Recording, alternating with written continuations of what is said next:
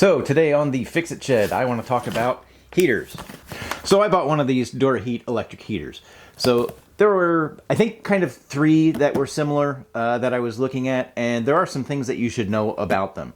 So first of all, they come with three different electricity needs. There's the 1500, which is a 1500 watt heater. It plugs into a regular 110 outlet like you would have in your house. There's this one, which is the 4000, which has a 3750 watt power requirement, and it's 240 volts. So you need a special outlet to plug this one into that's 240 volts.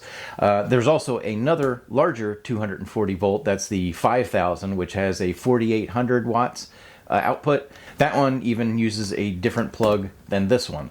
So there are some things that you should know. So first of all, for the 1500, it's, like I said, just a normal outlet that you would plug into your house, and it runs 1500 watts, probably enough to heat a small room. The 240, this is a 3700 watt, 3750 watt. This requires a 240 volt outlet that can handle 20 amps. And when you look at the plug, there's a special plug for that. It's a NEMA 620. And then the 5000, which is the 4800 watt unit, also requires a different plug, and that has a NEMA 630, which is a 30 amp plug on it. You either need to make sure that you have what you need or be prepared to install the correct outlet for your heater. All right, so this is my EUH4000R. Let's see what's in the box. Okay. So it does have a remote control, and it comes with a bracket. All right, so you can hang it on the wall. And some hardware. Okay. And the heater.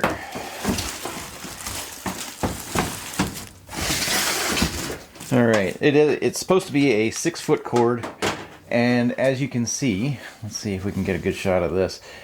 You know, it does have a different plug. So, because this blade is turned sideways from a normal house plug.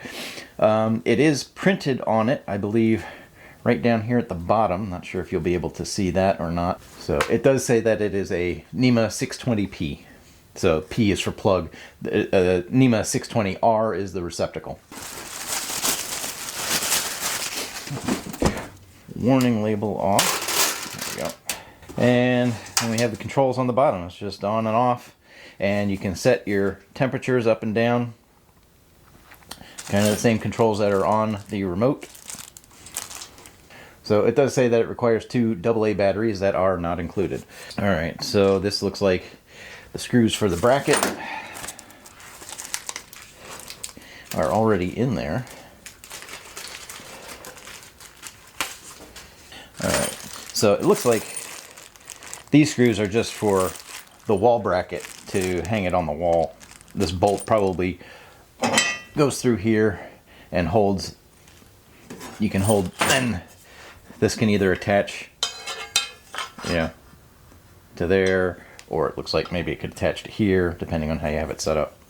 Okay, so yeah, there's some different orientations of the bracket that you can use, but I am going to attach this because it works as a handle.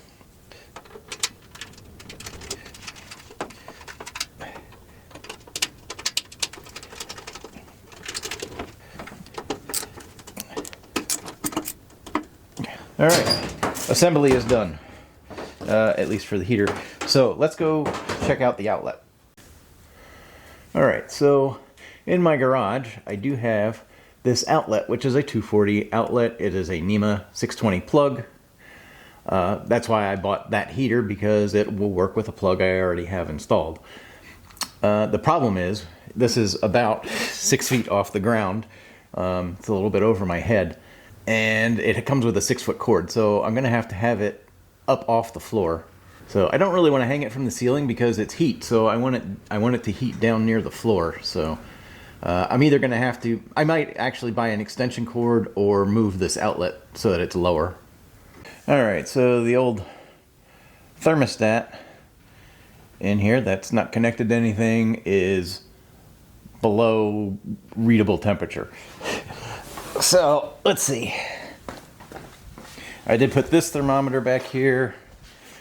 So it's about 36 degrees in here. All right, so now this outlet I believe was for an air compressor. At least that's what the breaker box says. So I did test it. It is working. So let's plug this in. All right, so now the power light's on. Let's see. There we go.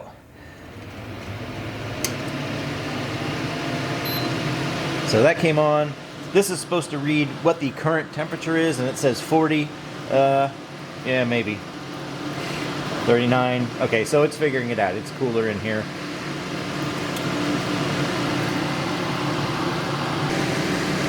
All right, let's let that run a little bit, see how it does.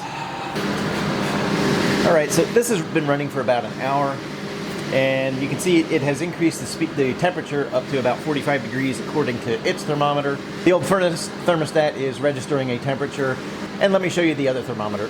So, all right, so you can see that one is starting to register temperature as well. It looks like maybe about 44, 45 degrees. So maybe the thermometer in the heating unit is pretty accurate. Let's see. The one way back here on the garage door looks like about 44, a little over. Right, so I wanted to have a temperature that wasn't right next to the heater so that you could see that it was heating the whole thing.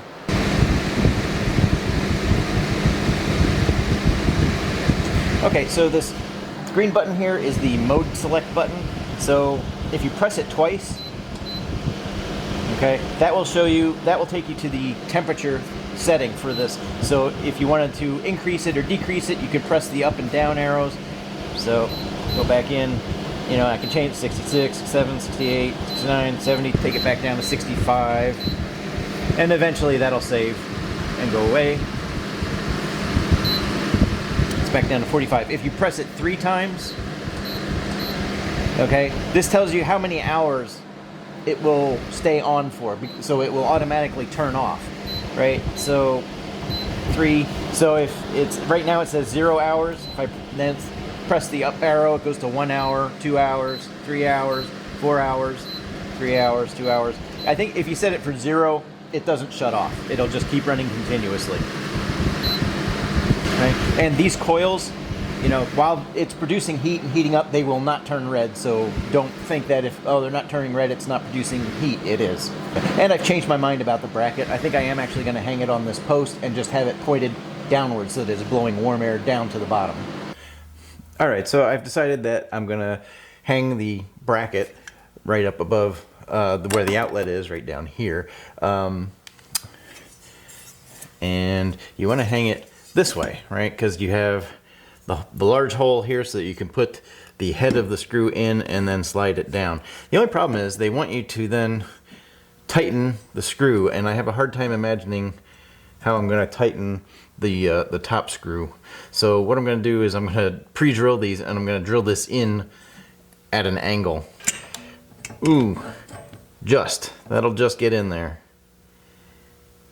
All right. What I'm going to do is I'm going to drill this bottom one in, just straight in, and then I'm going to put the screw in and then drill the top hole. All right, let's get this one in.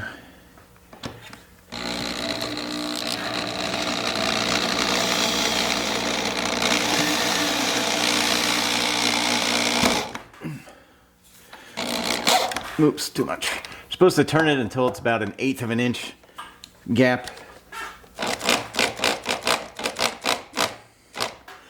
So that you can get the bracket in there. A little bit more.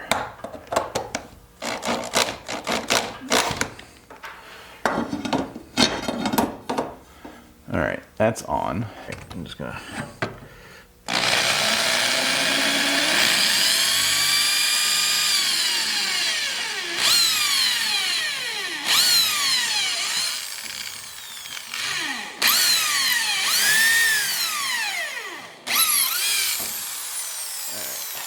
let's get this out of the way for the moment.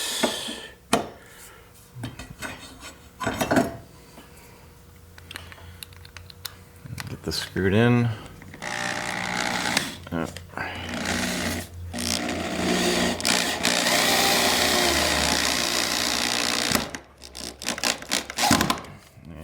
too much, but let's do this.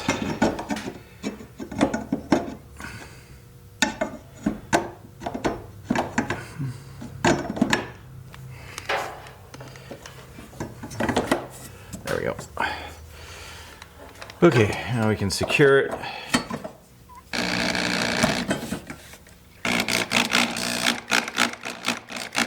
Okay. Then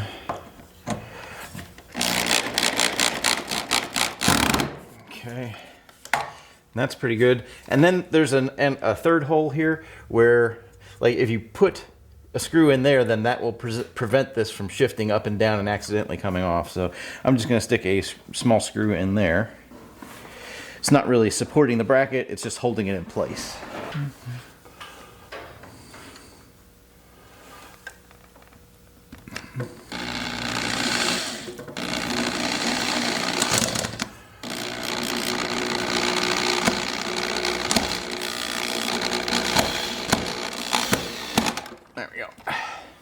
All right, that's not going to come off now.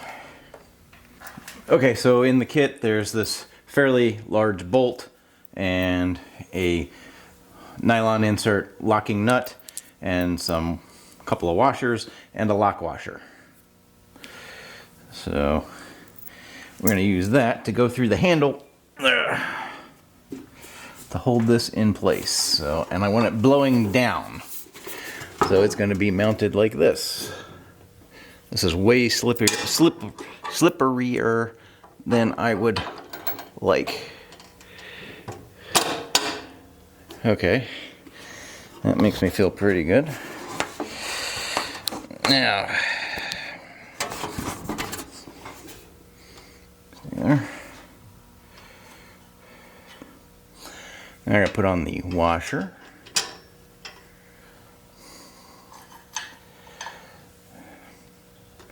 And the lock washer. And the nut. Can you see any of this?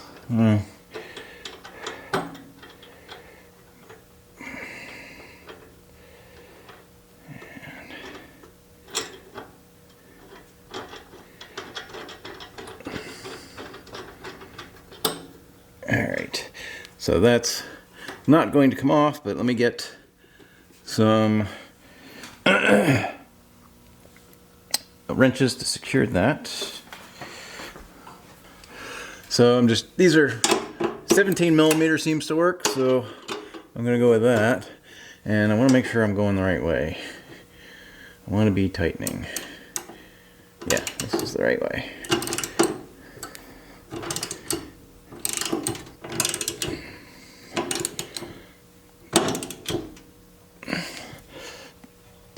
Alright, now I'm just going to unplug this and I'm going to route the wire back this way.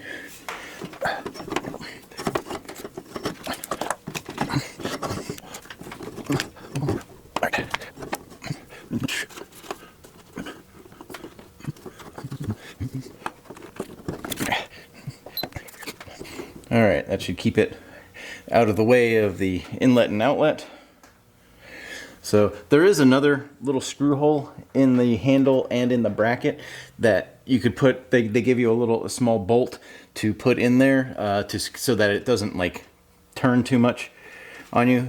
But I want this angled a little bit, and also I would, even if I wanted it pointing straight down, I would have to flip the handle on the heater itself over because it's only on one side. Okay, and now I did put batteries in the remote, and I can use that to turn it on and off. Comes up flashing 65 so that it's, oh, you can't even see it.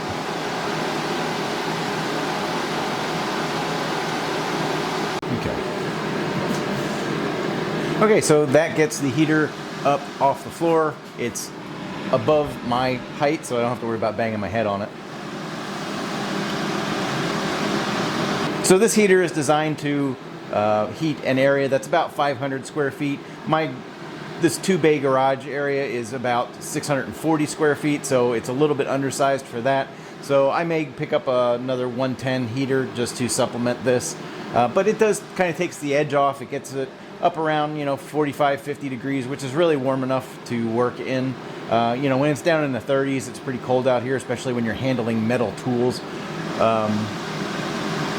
But I think 45, 50 degrees is tolerable. And like I said, I'll probably get maybe another 110 volt heater of some sort, resistance heater, to supplement this. But this is working pretty well. Alright, so if you got something out of this video, please be sure to give it a thumbs up. And if you want to help the channel out, please consider subscribing or becoming a member by clicking the join button below. Thanks for watching. Take care.